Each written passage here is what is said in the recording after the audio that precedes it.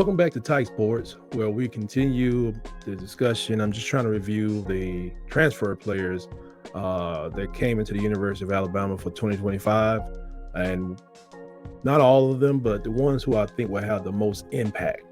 And this video is about Cameron Calhoun. Cameron Calhoun, he's a plug-and-play corner with some experience and swagger. He has experience and he has an upside.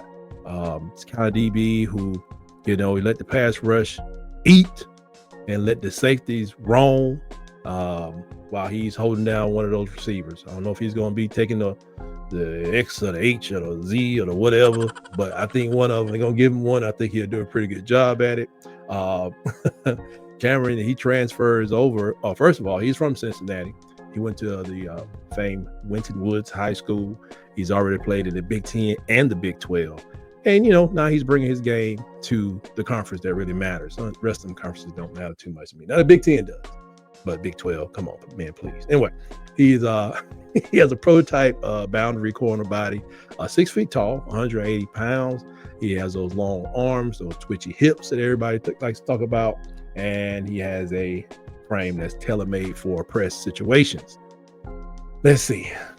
So I like to run this little video in the back. I don't have all the ESPN video because I don't want that smoke from them. So I deal with the high school stuff.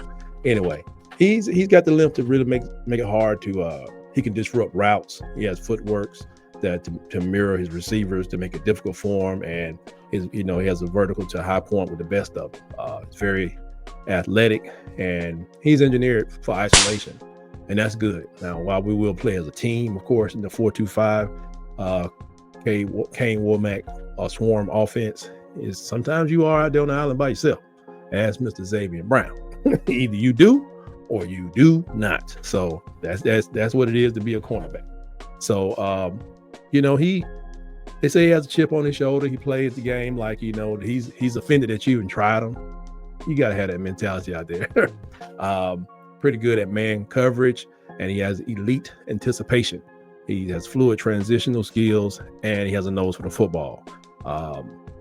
His stats in his last year at Utah, he played 11 games. He started only in one, but Alabama will play probably 25 to 30 people on defense every game. So this is not unusual, but during his opportunities, he had 21 tackles, 12 solo, 9 assisted tackles, 1 tackle for loss, 9 pass breakups, which had him 4th in the Big 12. He had one interception as well, so he made the most out of his opportunity. They're saying that he allowed a completion percentage of 48%, which I guess that can be better, but that's pretty good. And his grade by Pro Football Focus was a 76.3, which was the 4th highest on Utah's defense.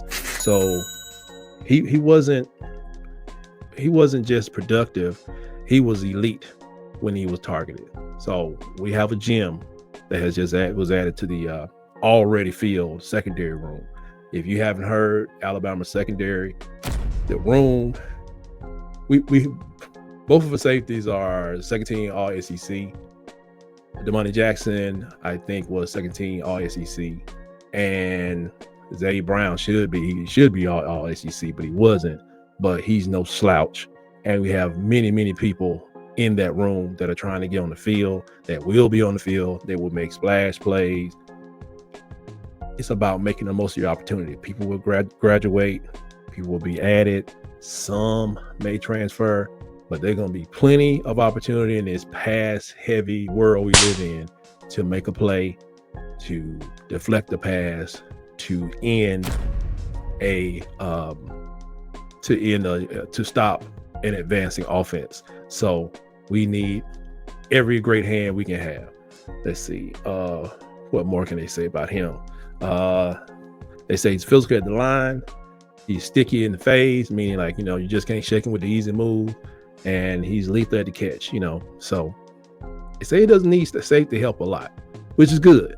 Because we know there are a lot of people that have 4 wide receivers. If you throw in their elite tight end, it could cause you a problem all day long. And we don't need them problems. So I think Cam is going to be out there a lot, and hopefully everything they say about him turns out to be true.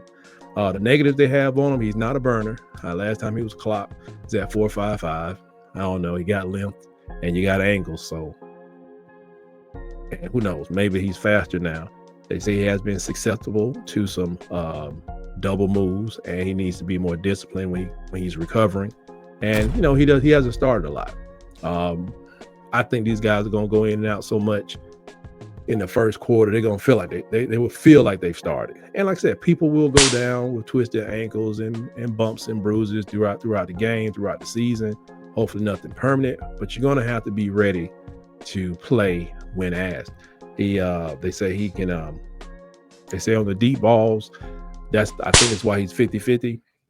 We prefer to have him like a 30% completion percentage, but they say he has lost the ball over his shoulder. So there are drills, I'm sure they will work with him to make him better at that. And here's the thing.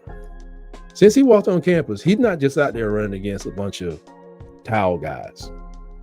Alabama got plenty of receivers, at least 6 to 7 I can think of. They can put you through your paces when you're trying to get up to SEC speed. So if he's put in the work, which I know they probably mandated, and some they probably done on their own, if he's done the work throughout this year to get ready for this season, I don't think we're going to have a problem. And I'm not saying mistakes won't be made or it's going to score on our defense. I don't think we're going to have a problem. A problem is something that you can't fix during the game. I don't think we're going to have any of those issues, to be honest. What else we got here?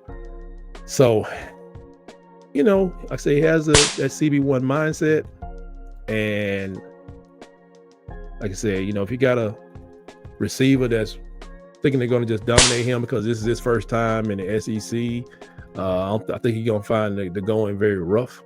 I look forward to seeing him use his size and his background to just execute and just do the best he can do to get himself to the next level. So I welcome Cameron. I hope he does well.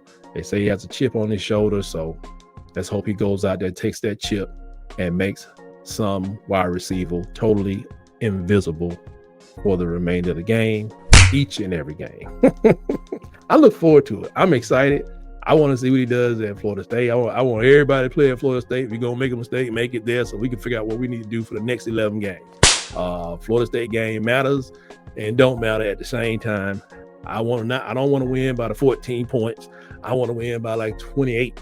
Let them know that, Florida State they don't want any of this. They can go get some of that, but this is not what they want. I want to send messages every game.